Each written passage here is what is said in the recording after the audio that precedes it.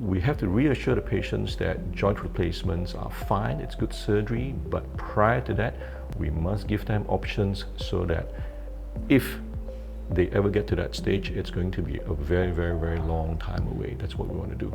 So what do you think, bro? Do you think you're a candidate for PRP? Yeah, exactly. So PRP is this interesting new means of treating patients without surgery, and it comes from the blood that you take from the body. You spin it down, you concentrate the platelets, and with that concentration of platelets, it's then injected into the place where there is injury or there's inflammation. And the platelets are basically signalers that release signals to get the body to start its healing and regenerative process.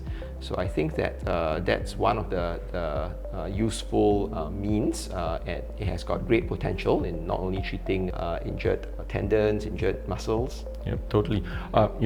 I'm a believer, and I've had PRP myself into my elbow, and I have to say it worked pretty well. Yeah, it's something that can be given very, very simply, knees and all that. But some parts, deeper joints, very specific tendon tears, I do like to get a radiologist in so that we can use ultrasound guided techniques, really get the PRP to exactly where it's needed.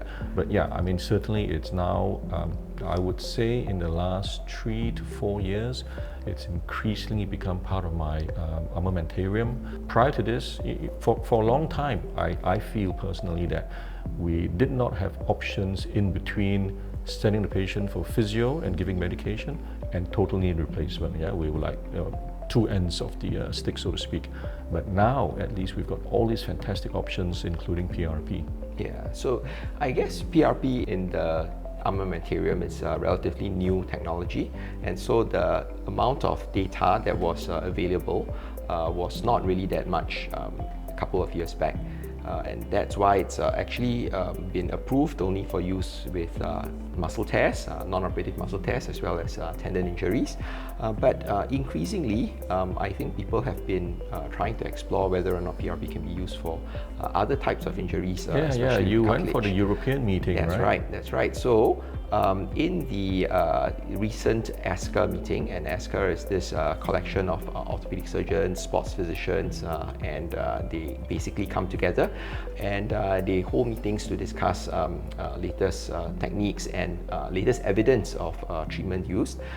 They formed a group called the Orbit Group, and they came out with a consensus statement. And in the consensus statement, they said that osteoarthritis, which is basically degenerative cartilage changes, can be treated with PRP, and it has got pretty good scientific evidence to support this, at least in their experience, that PRP is actually something that can be used as one of the treatment modalities for cartilage degeneration or injury. Wow.